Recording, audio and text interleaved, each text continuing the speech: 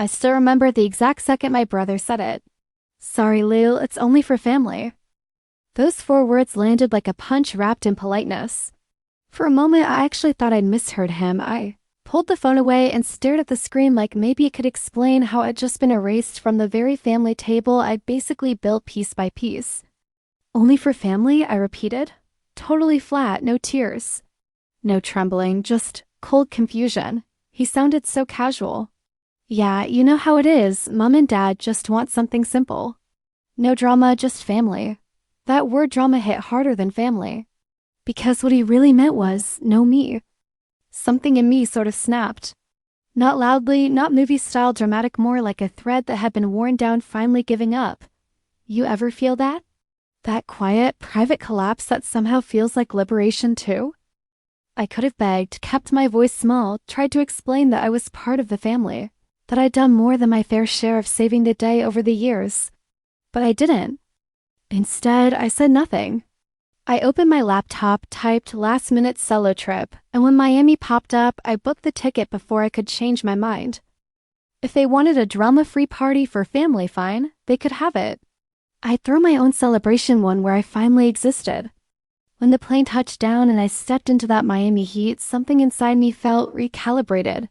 The sting of rejection had curdled into something sharper, cleaner. I dumped my bag in a hotel by the beach, didn't even open it, and walked straight out.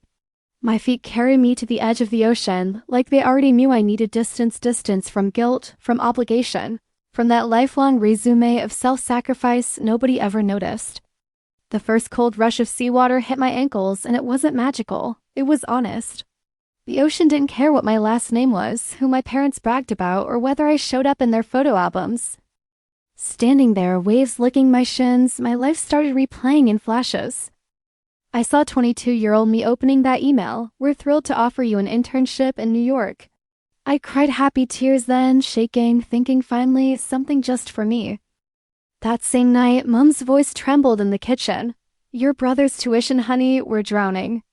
We don't know what to do. Dad added softly, he's worked so hard, Lil, it'd be a shame if he had to drop out. No one asked what I wanted. Nobody asked how long I'd fought for that opportunity.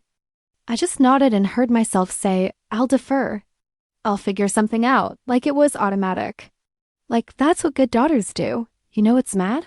When you grow up being the fixer, you start believing it's your role. Every time something went sideways, bills overdue, Mom's charity gown last minute, Dad's work stress, it was, Lily, you're so dependable. I used to smile. I thought dependable meant valued. Turns out it means available. My brother's accomplishments lined the walls, framed diplomas, glossy photos, shaking hands with someone vaguely important. My achievements? A portfolio tucked under my bed, gathering dust, waiting for a time there was never room for. Every compliment had an undertone. You're so helpful. You're the mature one. You always understand. Those words sound kind until you realize they're code for functioning while unseen. The wind off the water whipped my hair across my face, and for the first time I asked myself something brutal. If I stopped fixing everything, would they actually miss me? Or just miss what I did for them? And if it was the second, what did that say about the love I'd been clinging to? That thought lodged in my throat. But it also set me free. Right there, ankle deep in salt water, I made myself a promise. I wouldn't chase updates about their anniversary party. Wouldn't text, wouldn't beg. If my absence made the room uncomfortable, that was theirs to manage, not mine. Because maybe stepping away isn't betrayal. Maybe the betrayal was how easy it was for them not to notice how often I stepped in. The next few days felt like pressing a hard reset on my life. I'd wake early, wander into a tiny cafe where the barista called everyone love, sip coffee I actually enjoyed instead of reheated leftovers, and fill my sketchbook with colors and shapes I'd forgotten I knew how to see. One afternoon at a co-working cafe, think laptops everywhere, in that low hum of ambition, I met Sarah, a travel photographer with sun-bleached hair and a life's too short for bad Wi-Fi energy. She asked to share my table, and within 20 minutes we were chatting like we'd done this 100 times. When she found out I was a fashion designer, she leaned right in. Show me, she said, eyes sparkling. I hesitated. Old habits die hard, eh? I'd spent years making myself smaller, letting my work live quietly. But something about Sarah's easy excitement made me open my tablet. I scrolled through sketches, bold lines, soft edges, bits of me stitched into fabric. She gasped. Lily, why the hell aren't these everywhere? I laughed it off. Because I was too busy being everyone's safety net? She didn't even blink. Nope, we're posting these now. And just like that, for the first time, my story started unfolding publicly, not as background noise in someone else's life.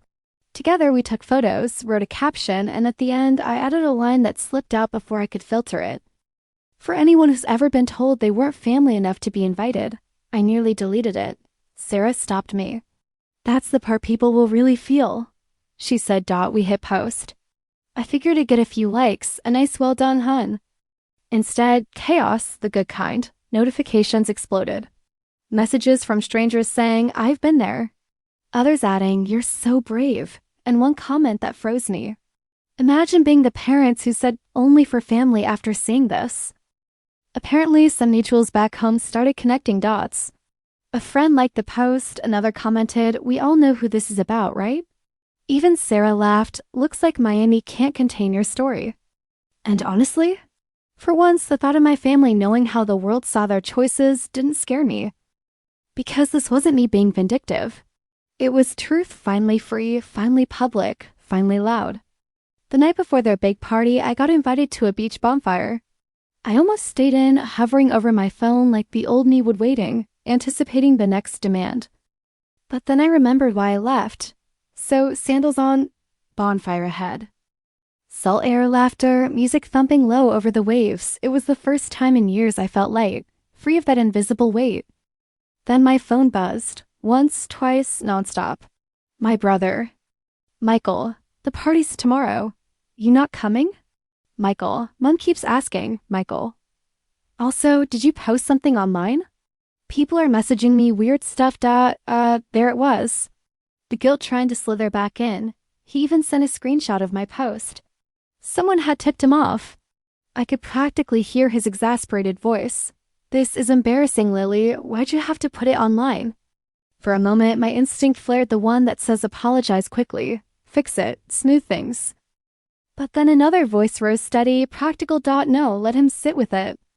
When his call came through seconds later, I watched the phone screen light up and didn't answer. A minute later, Michael, Mom's crying. Dad's shouting at the venue.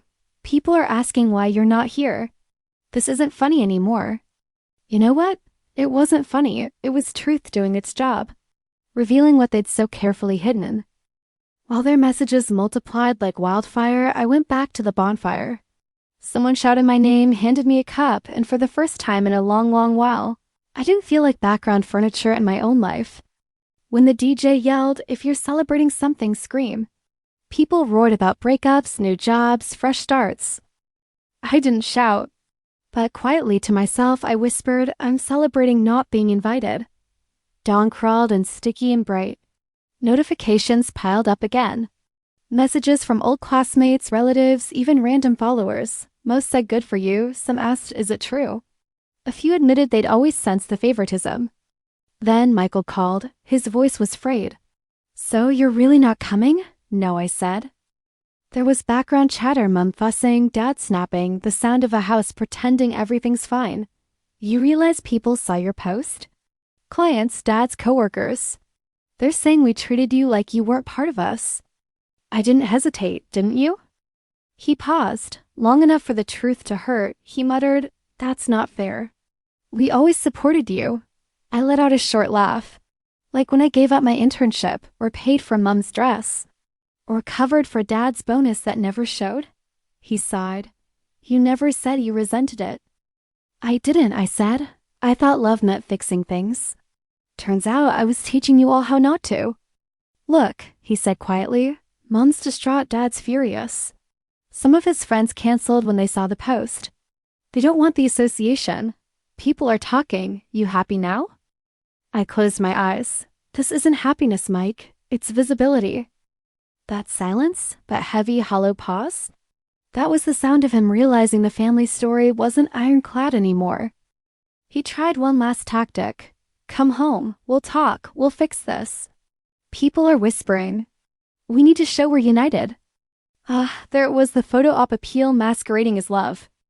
I'm not PR cleanup, I said softly. I'm your sister. You don't get both my silence and my loyalty. That night, while fireworks probably fizzle awkwardly above their half-empty celebration, I sat cross-legged on my hotel bed scrolling through the digital aftermath. A cousin added me back to the family group chat. Someone must have realized I dipped. Photos started dropping in, fairy lights, balloons, champagne flutes. But then came the comments underneath. Where's Lily? Someone asked. She should be there, surely? Another wrote. Then someone probably trying to be clever shared a community Facebook thread quoting my post, and the replies were wild. Things like, you don't tell your own kid she's not family. And this is heartbreaking. Even Mom chimed in to defend herself. It was just a misunderstanding. We meant no harm. Someone fired back. Then why isn't she there? Ouch. Public accountability hits different, doesn't it? I saw a candid shot of my parents sitting stiffly at a table. Dad's jaw clenched, Nun's eyes puffy. People around them half turned away like the center of the party no longer was them. Poetic, honestly. For years, I was the one crying quietly so they could save face. Now they were the ones sitting in discomfort. And I didn't feel cruel, just done babysitting. Then a message from Michael popped up. Can we please not do this here? It's a happy night. I typed back. Happy nights don't usually require erasing someone first. Then I flipped my phone to airplane mode and walked outside. Streetlights replaced the sea that night. No waves, no bonfire, just knee asphalt and an unexpected calm. For once, the guilt wasn't hitchhiking on my back. When I finally turned my phone back on, it blew up again. Mom, we didn't mean to hurt you, sweetheart. We just thought you wouldn't want to come. Dad, you're making your mother cry on her anniversary. Take that post down. Neighbor, always wondered why you weren't in their photos. You deserve better. That last one hit me hardest. Because it proved something I'd secretly known. People notice where the silence lives. All those years I'd stayed quiet to make my family look good. It hadn't fooled anyone.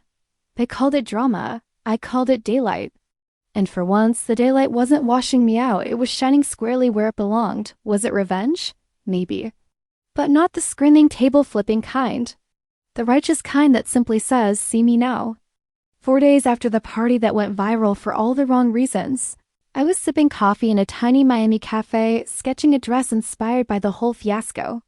Soft fabric, sharp seams, hidden reinforcements, exactly how I felt. Then my phone buzzed again. Home, I almost declined. Almost. But curiosity won. Hello? A choked voice answered, Lily? Mom, she sounded wrecked. Before I could speak, Dad cut in. We need to talk. His tone had that edge he used when he wanted authority, but underneath it, something else. Panic. The post, he started. It's gone too far. Your brother lost a client. People are questioning us. Your mother might lose her charity position. This needs to end. Oh, the irony after all those years of being told not to make a scene, he was now living in one publicly. I said evenly, so now you know what it feels like to be judged for something you'd rather hide. He snapped, we're not monsters. No, I said, just comfortable ones. Mom's voice broke through. Lily, please, we just wanted a calm night. We thought if you weren't there, you'd avoid being uncomfortable. We handled it wrong, okay? But this is too much. Too much. I repeated. You know what was too much? Years of being everyone's unpaid emotional janitor. Dad exhaled hard. We made mistakes, sure, but we're still your parents. And I'm still your daughter, I said. But that only seems to matter when there's an audience. That silence again, stretching wide like an open wound. Finally, Mom whispered, we need you to come home, love. We can't fix this without you. There it was, the moment I'd imagined, them asking me back. But it didn't feel triumphant. It felt clarifying. You say you need me now, I said softly. But do you actually know me, or just the version of me who never says no? I heard my dad take a sharp breath, my brother in the background muttering something, my mom crying quietly. She asked, if you won't come home to help, what happens to us? Maybe, I said slowly, you sit with what it feels like when the person who always saves you finally lets go. Dad's voice came back cold. So that's a no? It's a boundary. If they wanted a relationship, they'd have to rebuild it from scratch, without performance. I ended the call with steady hands. When the line went dead, I looked back down at my sketch, the strong seams hidden beneath delicate fabric, and realized what I'd drawn. Not just a dress dot myself. All those invisible reinforcements that no one bothered to notice until I stopped holding everything up. So I'll ask you this, because I know some of you watching have felt it too. How much of yourself can you give before it stops being love and starts being self-betrayal? I used to think family meant unconditional forgiveness. Now I think it means accountability too. That, my loves, was the moment I stopped apologizing for taking up space in my own story. If you've ever been the helpful one, the mature one, the one holding everything together while quietly falling apart, this story's for you. Share it with the friend who always carries too much, the sister who never says no, or the daughter who deserves to be seen. And if you really felt this, subscribe to Revenge Diary, where every week we peel back another story of payback, justice, and becoming your own hero. Because sometimes revenge isn't loud. Sometimes it's just choosing yourself finally, unapologetically.